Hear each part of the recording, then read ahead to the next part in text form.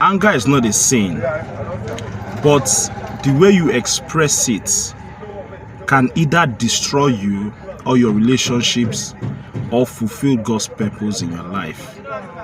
Today I want to talk about anger because this is something that even when I was a kid, I had learned how to keep my emotions in check up till today, and it's still helping me. And today I want to talk about it. And I categorize anger into two segments: controlled anger and uncontrolled anger. Controlled anger is good, is recommended, is what I do. And even the Bible in Ephesians chapter 4 verse 26 tells us that, "Be ye angry, but sin not. Do not let the sun go down on your wrath." Even the Bible recognizes that we can be angry.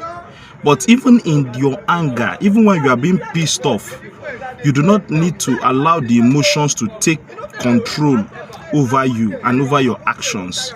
I'm going to give you a story that happened in the Bible. Moses was a great man of God, was the man that God used to save the Israelites from bondage in Egypt. But a moment of anger ensured that Moses did not make it into the promised land.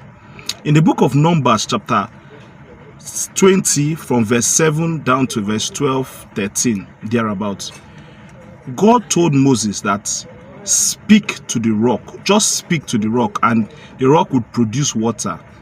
What did Moses do? Out of frustration, out of anger, because he felt like the children of Israel had seen the power of God multiple times in the wilderness, but they were still doubting. And out of anger, out of frustration, Moses used his staff and struck the rock 2 times.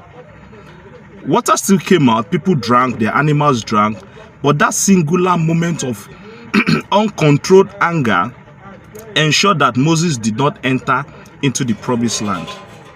That is what uncontrolled anger can do to anybody. And it can also destroy what you have spent years to build. A lot of people have built their careers, and one moment of anger, they lost everything. Example of controlled anger: Jesus Christ, when he went into the temple, he saw money changers. He saw people sitting down there doing business, selling doves, selling animals. Jesus was pissed off. You know, the Bible record that he took cords, he took twines, and he used it to chase out all the people doing business in the temple. He chased everybody out, overturned their tables, freed their doves. They all ran away.